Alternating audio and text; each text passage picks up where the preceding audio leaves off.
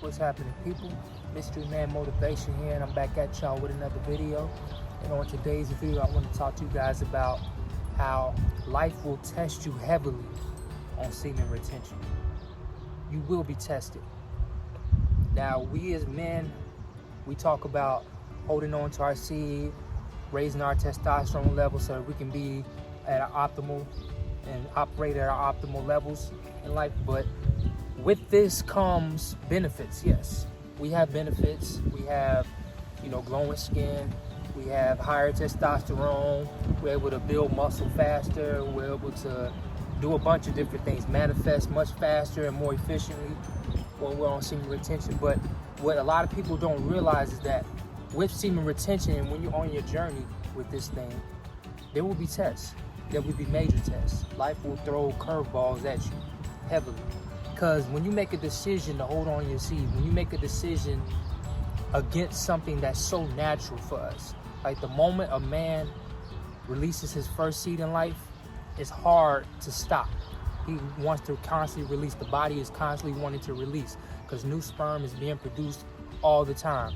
We have enough sperm to populate the entire planet, so sperm is constantly being formed. So when we're releasing, our bodies, it's only natural for our bodies to constantly replenish. So when you go against the grain of that, when you go against the grain of something so natural, you're making a major decision. And when you make this major decision, life is going to throw you a huge test to see if you're truly ready and built for this decision that you just made. Semen retention is something that a lot of men can't do. A lot of men in the world don't have the discipline to be successful in semen retention and holding on to their seed. So with you being on your journey, understand that life will throw tests at you. It's inevitable. Life is about a game of mirroring. So when you make a decision for yourself internally, say, hey, listen, I'm going to hold on to my seed. Life is going to mirror that and say, okay, cool, you sure about that? So it's going to throw you a curveball. It's going to throw you a huge test to see if you're really built for this life. Because like I said, most men aren't built for this life. All men are capable of doing it, but do all men have the discipline to carry on with it? And the answer is no. So understand, when you're on this journey with semen retention, you're going to be tested. It's like the lion is waiting to get you. You have to always be ready to pass those tests. You have to be prepared for what comes your way, because you will be tested. Life was gonna throw you some random tests, and it's gonna catch you off guard if you're not prepared. And it's gonna really be a testament to see if you're really built for this life or not, because semen retention is a lifestyle. It's not just something you do for fun. It's not just something you do, hey, I'm just to do it. It has a purpose, and it has maximum benefits for your life if you're willing to go the distance with it. Now, with that said, I'm gonna give you kind of a personal experience. I've been on my semen retention journey for a while. Actually, since the last time I did an update a while ago, about a year ago, I did a 30-day update. I've done it a few times, I've blown myself a few times, so I'm back on the horse though. But I want to kind of bring you guys along with my journey. But to go back to my personal story, I was out recently. I'm a singer. As you may or may not know, I'm a singer. That's my calling. Singing and motivating people, hence why I got this channel. So I like to sing and I like to motivate people. So that's neither here nor there, but I digress. But I was out recently singing somewhere at a real popular spot out where I live, and I had gotten off stage and I had performed and people enjoyed it. And an older gentleman kind of pulled me to the side. He stopped me while I was walking past him and said, hey brother, you did a great job, man. You were talented. You killed that. You're a young guy singing an older song like that, and you being able to perform it like that, I respect that. I admire that. So I said, thank you, man. And I went and gave the microphone back to the DJ, and then I came, walked past him again, and then he stopped me again. And so we were chopping it up. So he's pretty much talking about the business and the music industry and this and that, and being successful in the industry, and pretty much getting to know each other. And I had never met this gentleman, so this was the first time I seen him, but he was a much older cat. He was in his 60s. So we're talking, and I noticed his aura is he's very free when he speaks. He speaks his mind. He doesn't hold back anything, so he's a very free speaker. So this is cool with me because I'm the same way. I say what's on my mind, so I respect that. So we're chopping it up, and he's pretty much trying to school me on certain things, like, hey, look, young cat, this is how you go about conversation. If somebody talks to you, don't make it close-ended. Don't just say yes or no. Keep the conversation going, you know, and I respected that. I said, okay, cool, that's what's up. I appreciate that. So we're talking, and all of a sudden it gets to the topic of women. So we're talking about, you know, attracting women, this and that. So he tells me, like, straight up, like, look, man, I pull more women than you. That's just a given. I get more girls than you ever. I get more girls now than you can ever get, this and that. So I'm kind of like, okay. You know, I'm laughing, you know, on the inside, but I'm listening. I'm like, okay, I'll let him have that. You know, I'm not going to challenge him. You know, he don't know me. I don't know him. So, like, what is there to challenge? So, with that said, he threw a challenge at me right on the spot. Like, listen, man, if you good, and I never told him that I was good with getting women, nothing like that. But he kind of insinuated, he's like, look, if you good at getting women, pull that girl right there. So he pointed to the bar. And there were two girls sitting at the bar now. Their backs was to us. And the girl that he pointed to, they were together. The one in particular that he pointed to, I had seen when she walked in. And she was kind of, I wasn't really feeling her. But he said, man, listen, man, I'm going to make you a bet. If you pull her, I'll give you $20. And if you fail, you give me $20. I'm like, well, I'm not really into it. And I don't really do bets like that. It's kind of crazy to me.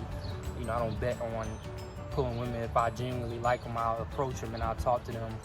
You know, we'll keep the conversation going and keep things going from there. So he said, listen, man, I want you to just try it. Just try it out, man. Just try it out. I want you to do it. You know what I'm saying? You ain't me. You know, I can get her. I get it easily, but I want you to do it. So I'm like, man, listen, I'm not really feeling her, so I'm not cool with just approaching her, trying to holler at her, and especially for a bet, like to kind of bribe. It's kind of off to me. But he said, listen, man, come here. So he stood up. And he kind of tapped me on the shoulder to walk with him. And so I don't back down from that. So, I walked up to the bar where the two ladies were sitting. And so I'm standing in between the two ladies. He sits on the right hand of the girl to my right.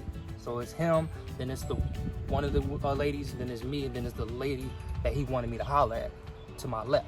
So we're sitting there, and he's talking, he's keeping the conversation going, he's being silly, he's kind of making them laugh, he's just freely speaking. I'm kind of observing, and he's like, yeah, man, so this young man wanted to come over here and talk to y'all. So I kind of smirked like, this was kind of a setup, but I kept my cool about everything.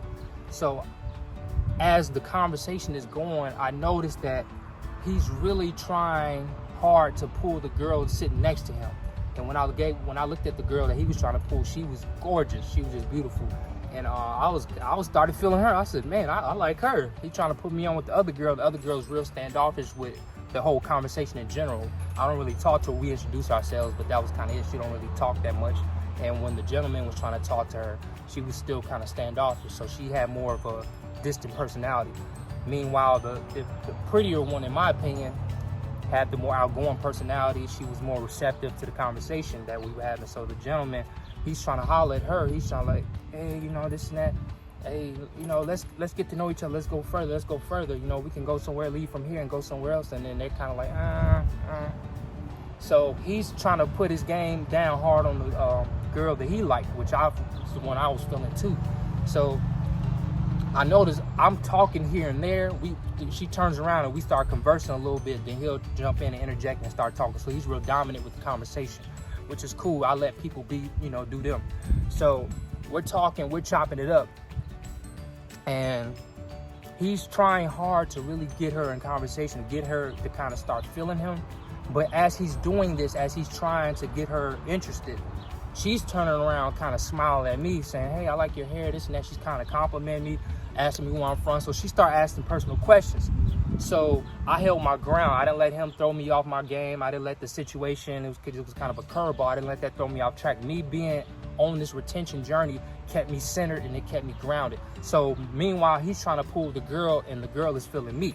So she started giving me cooperation. So she started choosing me. We started chopping it up, this and that. So I noticed he kind of started acting a little funny after that, but I kind of laughed it off because it just goes to show, like, if you're grounded as a man, no matter what you're saying, no matter what's going on, if you're in your frame, you can get the best of the situation, whatever circumstance you're in. So you can have tests thrown at you, but you're prepared because you have the energy of being grounded.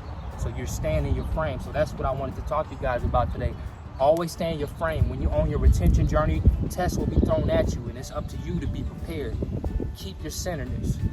Keep yourself grounded, because life is inevitable. Life's going to test everybody, but especially when you make an ultimate decision like retaining your seed, life is going to really throw you a curveball, and you have to be ready for it.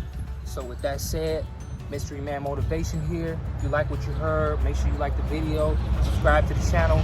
So I'm going to be dropping more content, dropping game on you guys, and we're going to chop it up, and we're going to grow the channel. We're going to do what we do. And with that said, Mystery Man Motivation here. I'm out.